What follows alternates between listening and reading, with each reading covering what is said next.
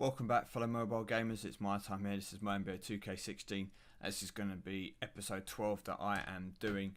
Now, we have the Christmas event up, and it is going to be a Road to the Championship 2015. Now, let's click on here and show the rewards.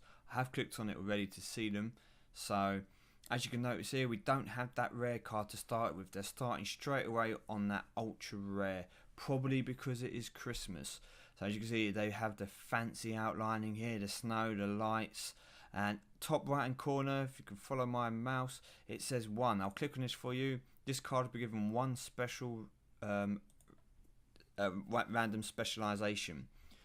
So this will be the first card you get. The second card will be the foil version of Deng, and this will be given 3 random specializations. So this will be probably the strongest super rare card in the game because of that, or maybe not, but it's gonna be one of the top ones because obviously the 3 specializations will boost 3 of the stats, not just 2 being the foil, and that will help move them above a few of the other cards.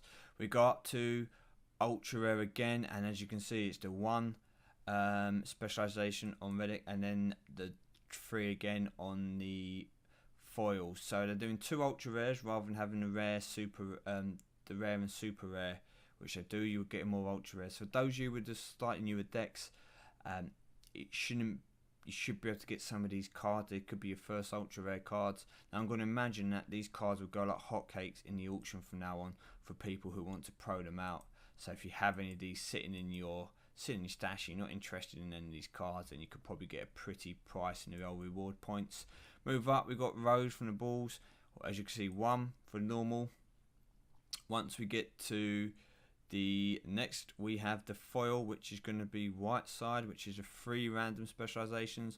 We move up to the legendary, and we've got Irving, with the 1 specialization. We move up to the gold, the foil version, and they're going to be Tim Duncan here. 2 specializations for this. Okay, 2. Notice they've gone 1-3, 1-3 for now. 2.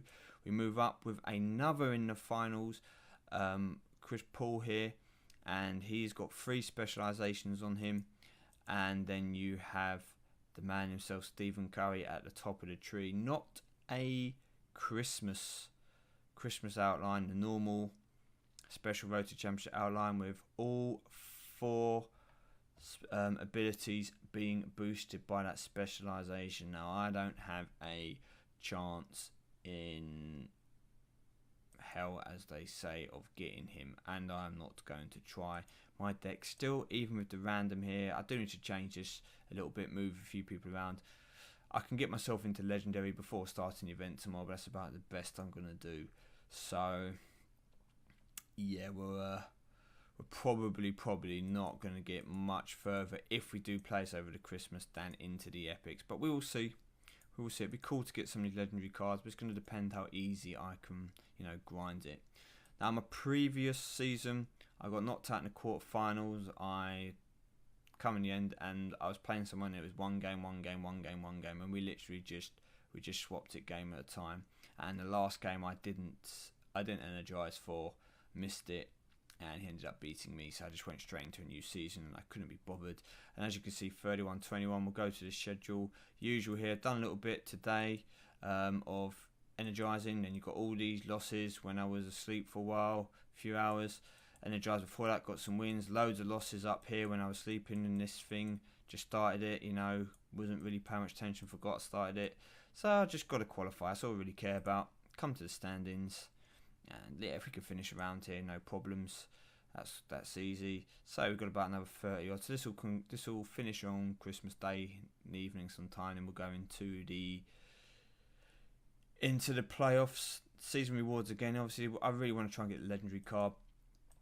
Coming out in the first round is no good. I need to get to the quarters there for it to be anywhere near remotely worthwhile doing. So to go out last time in the quarters was a pain in the butt.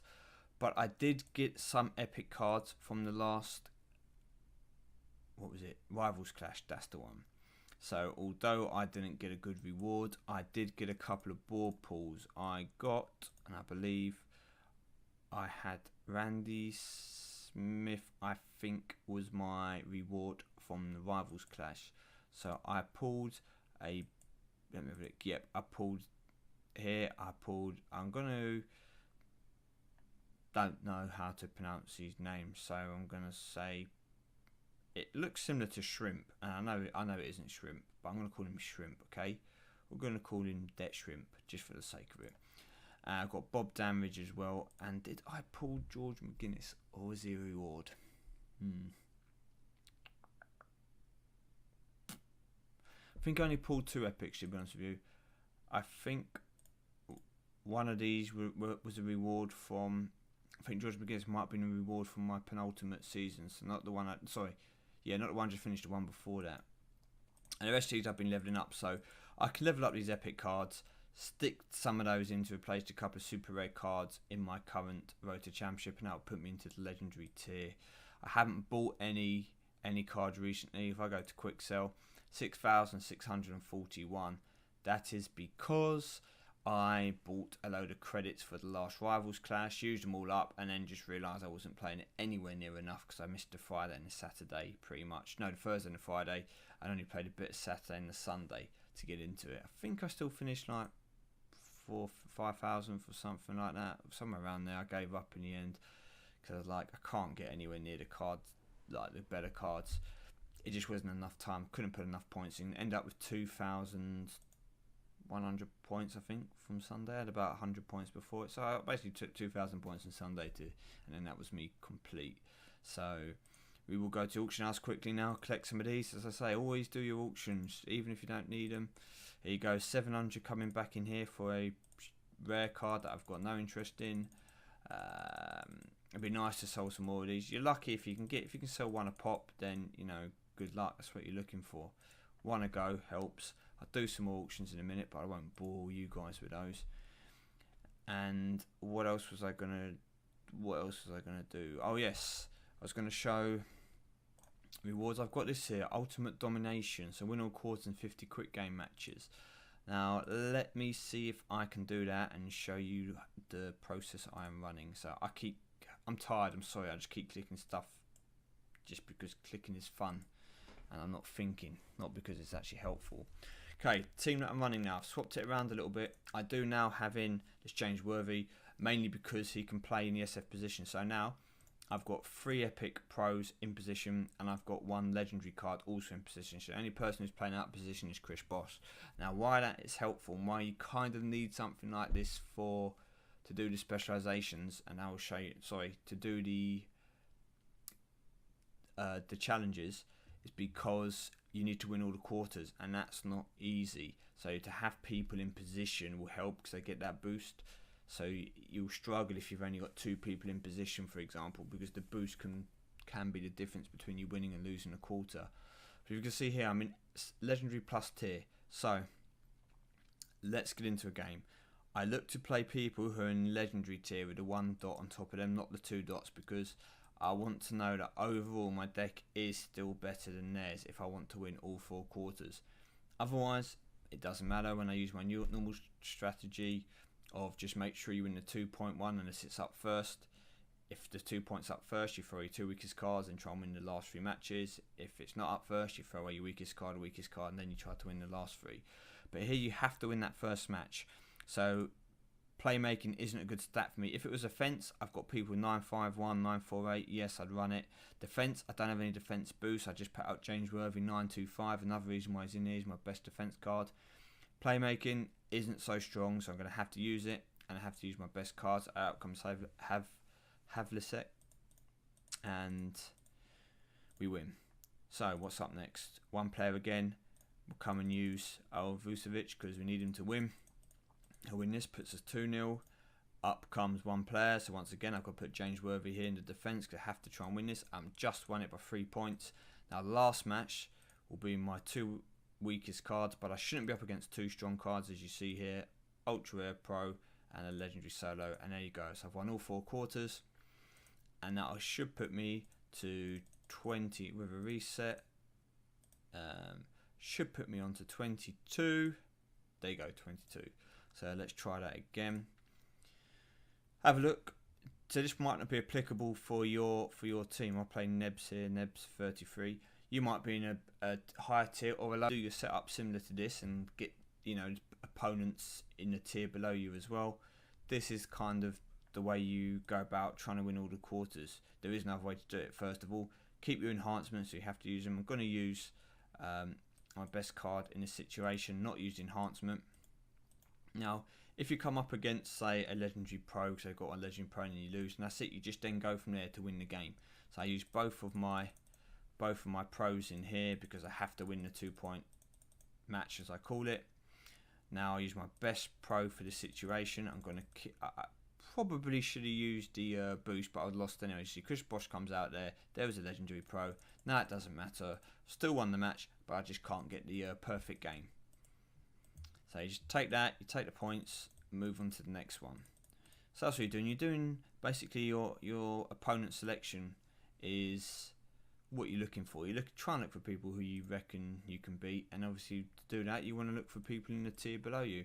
That doesn't mean you can't beat people in your tier. All it means is that it's going to be more difficult. So here we go here, boosted up, Epic Pro, can't win. Okay, lost the first thing. Now I have to focus on just trying to win the game. So if I was going to do that, knowing that the computer's probably going to pick a better card as well for the second match, I'm going to throw my weakest card out now and take the hit. Hope it's a double match yet, 2 players, no single. So I'm going to use my best card in this situation, and I'm going to use John Havlick. I'm going to use my boost as well, just in case. So it's 2-1 to this guy. So I'll make it 3-2 if I win the last quarter, and there you go, I win it because he hasn't got a pro, and we still get the 2 picks, and we maintain the win in the process. So that's the idea. Not sure if I've explained it particularly well. Played his last one against PD Vincent, but this is kind of what you'll do if you do get that. It's the first time I've had it, and it's actually not very hard to complete. I mean, when you get the 12,000, I think it's 12,000 RPs when you draft 20 players from your favourite team. Now, that one's a kick in the nuts. That one takes, you know, an eternity to do because you've got no control over the drafts. I mean, I was then changing myself to a team which has a few more common and uncommon players to try and increase the chance of me picking them and obviously getting it done quicker. But it doesn't always work. So we switch out here, just put us 2-0.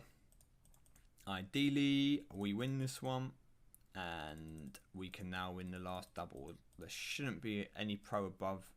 Should be something like a ultra rare pro and a legendary single. That's kind of what I'm coming up against. Oh, it's gonna be tight, but I've got people in position, so that boost will help, and we win that one.